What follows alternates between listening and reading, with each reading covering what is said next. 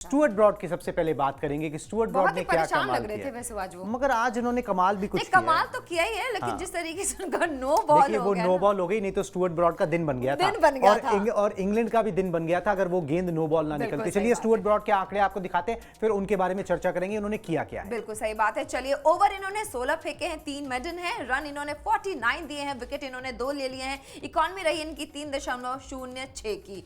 जितने हैंडसम ये दिख रहे थे, जिस तरीके से ये बॉलिंग कर रहे थे, मजा ही आ गया। लेकिन एक छोटी सी गलती मतलब बहुत घातक सिद्ध हो सकता है ये इंग्लैंड के लिए। कुणाल, बिल्कुल, ब्रॉड ने मतलब क्या किया ये बता दें कि ब्रॉड ने लगातार 2 गेंदों पर 2 विकेट निकाले, हैट्रिक से वो चूके हैं। ठीक है, उन्होंने डेविड वार्नर और मानस लाबुशेन को आउट किया। मानस लाबुशेन तो गोल्डन डक हो गए, पहली बार अपने करियर में मानस लाबुशेन गोल्डन डक हुए।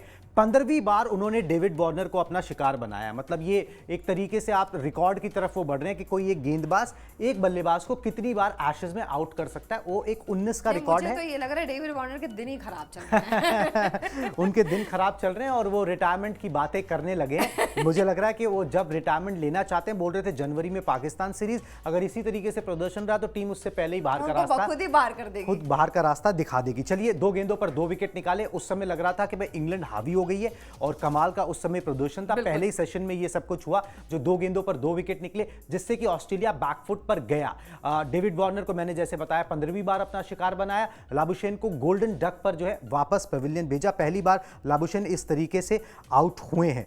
और ये इसमें एक बड़ी इंटरेस्टिंग सी बात है, अगर आप विजुअल्स भी दिखा देंगे तो बड़ा अच्छा लगेगा। स्टुअर्ट ब्रॉड ने जिस तरीके से आउट किया है वो विजुअल्स बड़े इंपॉर्टेंट है, वो फोटोज बड़ी इंपॉर्टेंट है। हुआ क्या यहाँ पर, हाँ ये देखिए वो विजुअल्स भी आगे कि 2 महीने पहले ब्रॉड ने ना एक बात बोल दी थी कि मैं किस तरीके से लाबुशैन और स्मिथ को आउट करूंगा। अच्छा। स्मिथ को तो उन्होंने नहीं आउट किया, मगर उन्होंने 2 महीने पहले ही बोल दिया था कि मैं अपनी ना बाहर जाती हुई आउट स्विंग गेंदों से जो है आउट करूंगा यहाँ पर। और डेविड वार्नर के खिलाफ तो उनका एक तरीके से भाई है ही पेट कि बनी उनको बना रखा है, उनकी विकेट वो लेते ही लेते हैं, तो उनकी विकेट तो उन्होंने ली। उसके बाद लाबुशैन को वही आउट स्विंग गेंद पर उन्होंने आउट किया। मतलब इसे कहते हैं ना कहकर आउट करना, वो यहां पर स्टुअर्ट ब्रॉड ने करके दिखाया। एक्सपीरियंस कैंपेनर है, 36 साल की उम्र है, बहुत बढ़िया उनका टेस्ट रिकॉर्ड है और उसी तरीके से उन्होंने वो खेल भी दिखाया। एक विकेट इसमें और ऐड हो जाती उस्मान ख्वाजा की शतक वीर की, मगर वो गेंद नो बॉल निकली जो इंग्लैंड को भारी पड़ सकती है। तो इस तरीके से स्टुअर्ट ब्रॉड का प्रदर्शन रहा। हमने आंकड़े आपको दिखाई दिए किस तरीके से उन्होंने रन लौटाए हैं, ज्यादा तेजी से जो है यहां पर ऑस्ट्रेलिया ना, वैसे उन्होंने रन जरूर बनाए मगर पूरे दिन जो है ना ऑस्ट्रेलिया थोड़ा डिफेंसिव नजर आया।